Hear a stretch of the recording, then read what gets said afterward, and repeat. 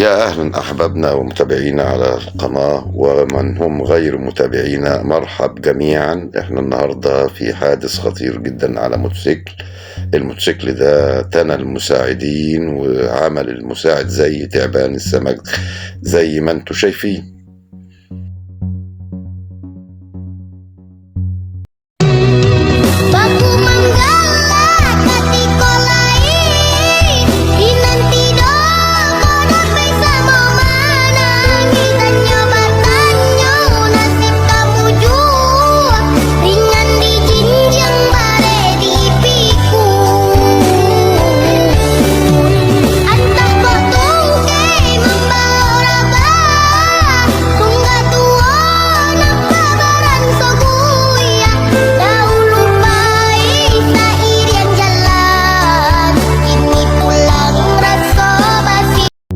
النهاردة مع أخطر 3 قطع. ادي القطعتين الأولانيين، القطعة الثالثة إن شاء الله.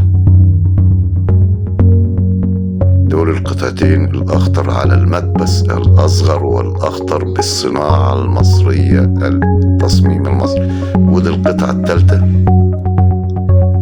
هننزل بيهم على المساعد اللي هو عامل زي تعبان السمك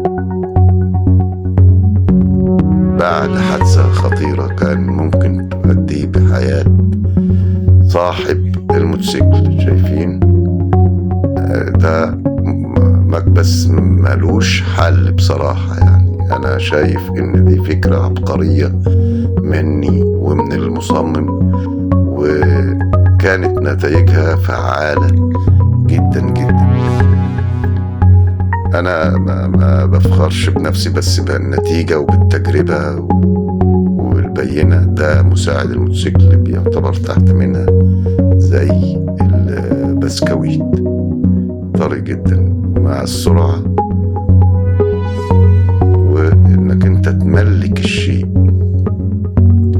ده المساعد اللي هو زي تعبان السمك. حتى من مسمار الألانكيه انتنا ما قدرناش نفك الجزئية، هنبقى ننشرها بعد ما نستعدله لأن الكسر كان جامد. يعني مكسر العلبة الألمونيا بتاعته دي. طبعا بنحرك احنا المساعد وبنضغط ضغطة خفيفة اليمة العالية اللي بتقابلنا، وانا بحرك كده يمين شمال، ابدأ اضغط اشوف العالي فين الواطي فين. انتم مش متخيلين المساعد ده كان جاي شكله ايه وهيبقى شكله ايه في النهاية.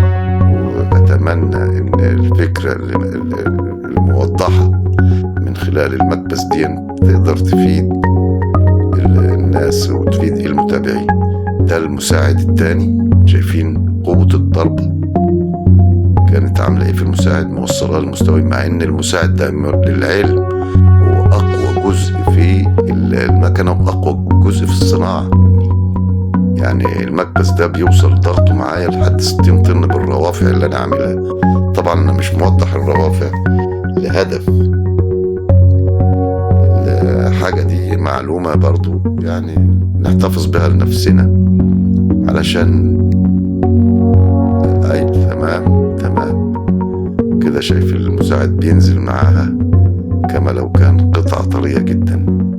وبالرغم من صغر المكبس ده وتكلفته البسيطة إلا إنه بيأدي العمل بتاع المكابس الكبيرة اللي موجودة في السوق. ده معمول من كوريك، قلبناه واشتغلناه بالمقلوب، وده مستحيل يعني. بس الحمد لله قدرنا نتعامل معاه من خلال الفكرة والتصميم بحيث إن احنا نحصل على كل القوة منه. وأنا ما بشكرش فيه، بس هو ده تجارب حصلت ونتائج شفتها بنفسي، وأنا ما أحكمش عليها إلا بعد النتائج. والحمد لله احنا نجحنا في إن احنا نستعد المساعدين دول ونوصلهم لمستوى 95% من الدقة والخطأ اللي هو ممكن يبقى موجود في المساعد اللي جاي أصلا. وأتمنى أن تكونوا استمتعتوا بالفيديو، ورجاء اشتراك ولايك في القناة للدعم وفيديوهات أخرى. نتمنى أن احنا نكون أسعدناكم. السلام عليكم ورحمة الله وبركاته.